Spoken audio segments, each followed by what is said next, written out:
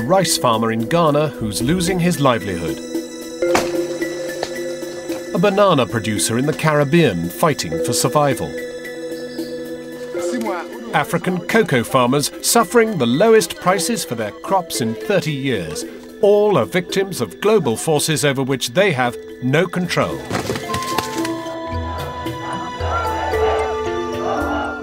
People around the world are becoming increasingly angry at the unfairness of international trade. Not least because it is always the poor who lose out. But is this really inevitable? Or is there a fairer way?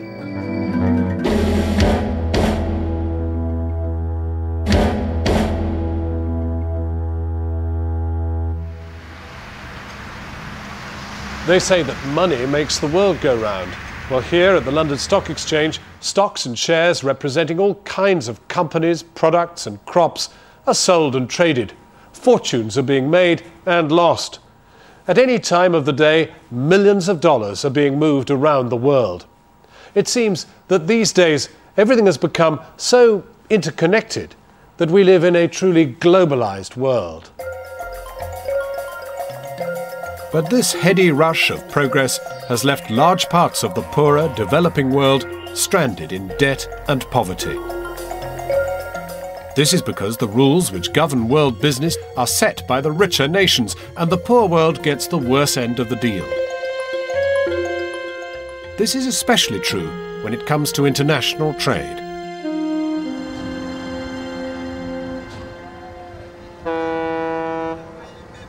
Here in the port of Tema in Ghana, goods of all kinds are being imported and exported. But Ghana always loses in this exchange because her exports are taxed heavily to go to rich countries, while goods from the rich world are imported here free of tax. Take rice, for example. The international rules state that Ghana must allow free access to foreign rice, and sack after sack is now flooding into the country. The rice comes from all over the world, including the United States, and is on sale in markets throughout Ghana. It ends up here because farmers in rich countries are supported with government money, so they often overproduce. Another example is canned tomatoes. Because of overproduction, a fifth of European exports are sent to West Africa. The result of all this has been to destroy the livelihoods of many farmers in Ghana.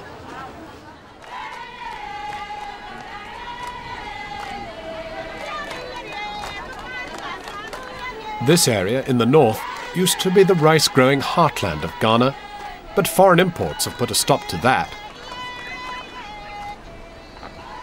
For a while, Ghana's government kept things going by paying the farmers a little extra. But international banks said this support was against the rules, and rice production has now fallen steeply. About 20 years ago, Northern region alone produced more than enough of the rice consumption needs of the entire country. Now, the rice industry has totally collapsed. Today, the entire Northern Ghana produces less than 6% of what it was producing 20 years ago. Many farmers have been badly hit. Chief Alhaji Sule used to farm 1,000 hectares of rice, but now he only grows a third of that.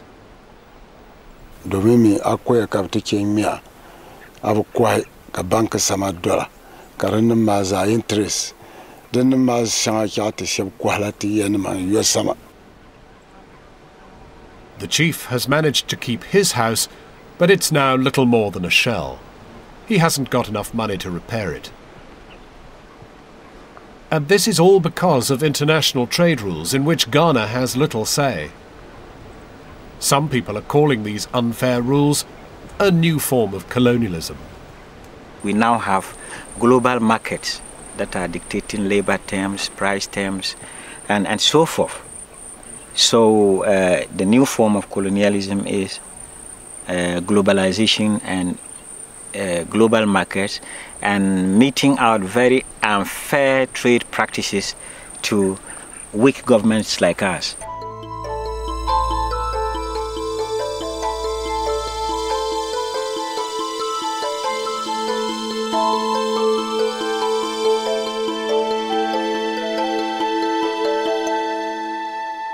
The big idea these days is so-called free trade, trade that is not taxed or protected by national governments.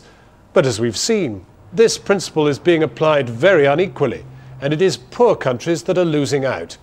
People around the world are becoming increasingly disturbed at the effects of these global forces and are starting to make their feelings known. In 1999, thousands came out to protest in Seattle against a new body called the World Trade Organization, or WTO. The WTO says it wants free trade for all, but the protesters are against this because they fear that the rich will benefit in this new global economy far more than the poor. The protesters were met with a forceful police response, a reminder that these are burning issues. People are also challenging this new globalized order in the developing world. We'll visit two communities which are winning through against the odds. The cocoa farmers of Ghana, but before them, the banana growers of the Windward Islands.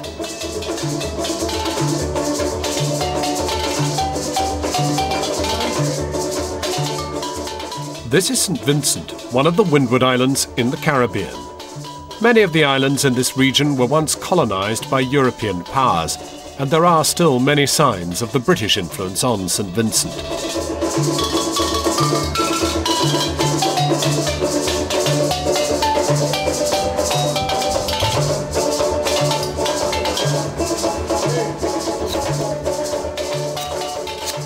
The main crop on the island is bananas, and every year many thousands of tons are harvested and exported by farmers like Nyoka Abbott. I've been growing bananas for the past 12 years, and my farm here is 2 acres. Banana production is very hard work, and banana is very important to me because it's my livelihood. It's the only source of income I have, and being a single parent, my return from the banana is very beneficial. The Windward Islanders don't grow the cheapest bananas in the world, but because of historical ties with Europe, they have a special agreement to sell their crop to British and other European buyers. But the World Trade Organization says this goes against the rules of free trade, and so the Windwards will soon be facing competition from some of the biggest banana producers in the world.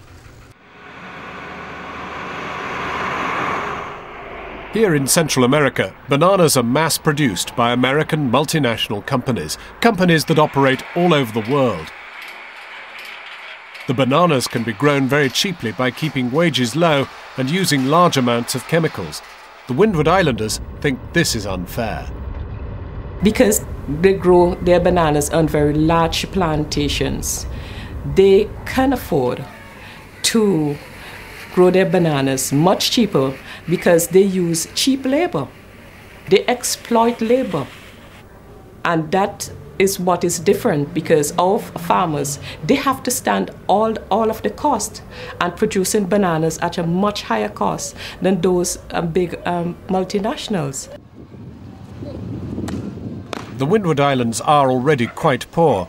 People earn only about a third of British wages, and they are totally dependent on the banana trade.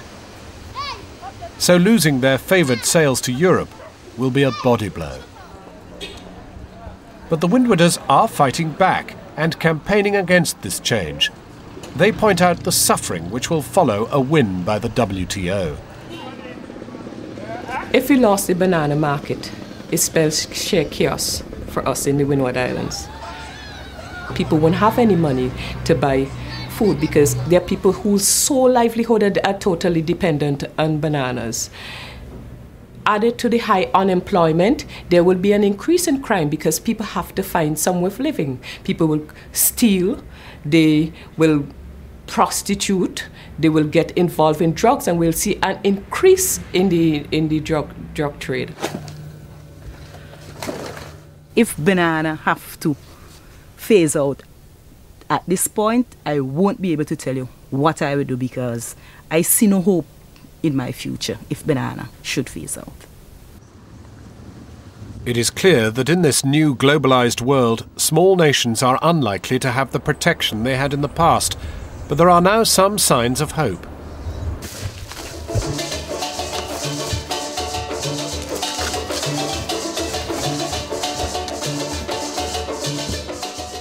Since the year 2000, farmers in the Windwards like Nyoka have been growing their bananas under a scheme called Fair Trade.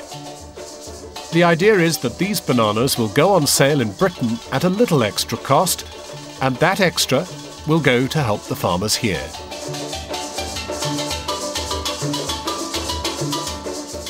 For every box of banana produced on the Fair Trade label, we, the grower, have been paid a bonus of 1.75 US cents per box. And that is a social bonus that comes to the farmer. And with being a fair trade farmer, we are phasing out herbicide and pesticide, so we'll be producing a more healthier fruit for consumption. As the fair trade bananas are exported from the Windwards, they leave behind farmers who have at least some reason for hope. These farmers just might have found a way to survive in an increasingly tough global market.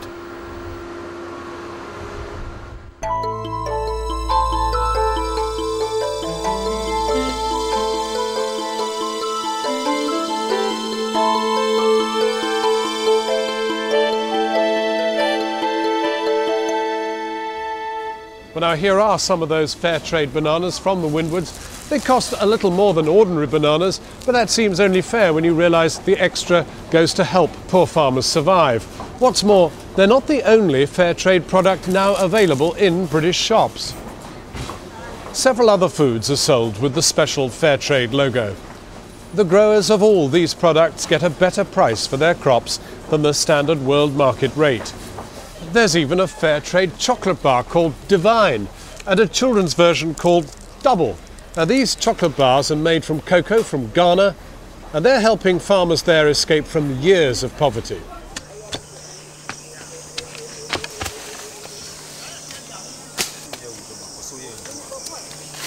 It's harvest time in the cocoa region of Ghana, and thousands of cocoa pods are being gathered.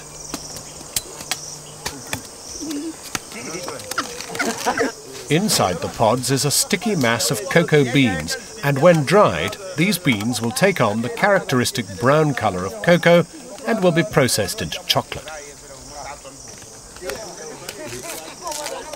The problem for cocoa farmers is that the price of cocoa on world markets has been falling for years. Farmers like these can now barely scrape a living, each of them earning less than 60 pence a day. Farmers like Justice Kodua. Cocoa bono so ete no ayade a ha yen yakuafo no bebrebe if you say sa ebre a cocoa no ebo no akofom no enema bebrebe so de ne bo no so de ekosoro enti ye no ema yen yakuafo yi ye mai yesuku etuem no. The price of cocoa in the world market is what is used to be 25 years ago, but the cost of living and cost of maintaining the farm has increased, in some cases about 100 times what it used to be before. This means the farmer is now worse off. They cannot afford many things because they are now very, very poor. All through the region, the effects of the low cocoa price are being felt. People are so poor they can't afford to send their children to school or even to feed them properly. These swollen bellies are due to an illness called kwashiorkor, from not getting enough to eat. In Ghana as a whole, a quarter of young children go hungry.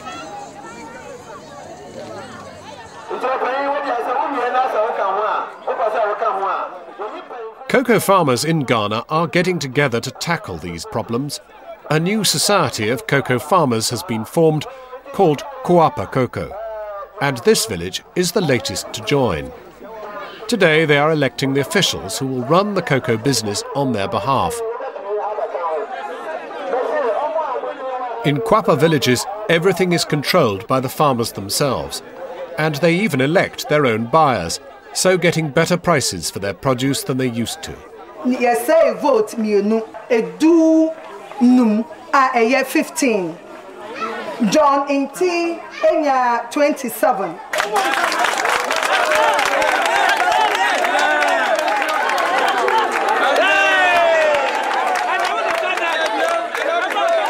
Your treasurer Mary Akowanya Edu Enwotri.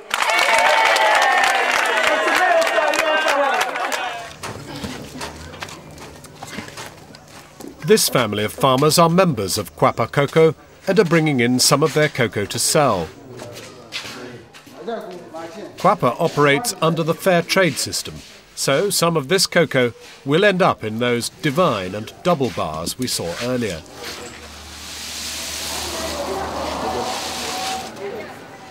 On average, fair trade cocoa sells for almost twice as much as cocoa which is not fair traded, and that means individual farmers also receive more.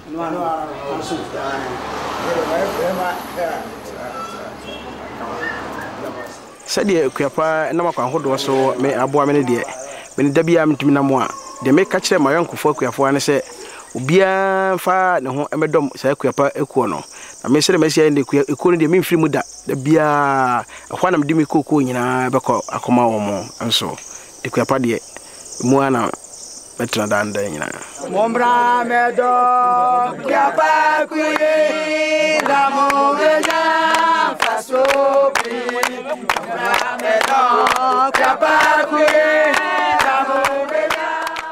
Already the people here are seeing some very concrete benefits from being in Kwapa Cocoa. These villagers have gathered for the official opening of a water pump, paid for with the fair trade bonus. It's such an important event, the ceremony is being performed by the village chief.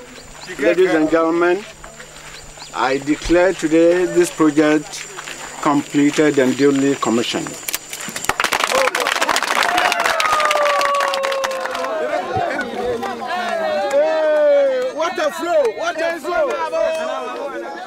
A water pump may not seem like much to us, but clean water will mean that far fewer children in the village will become ill.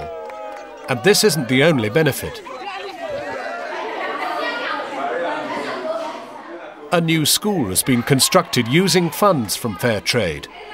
This will give some of these children the chance of a decent education for the first time. 7 days, make 1.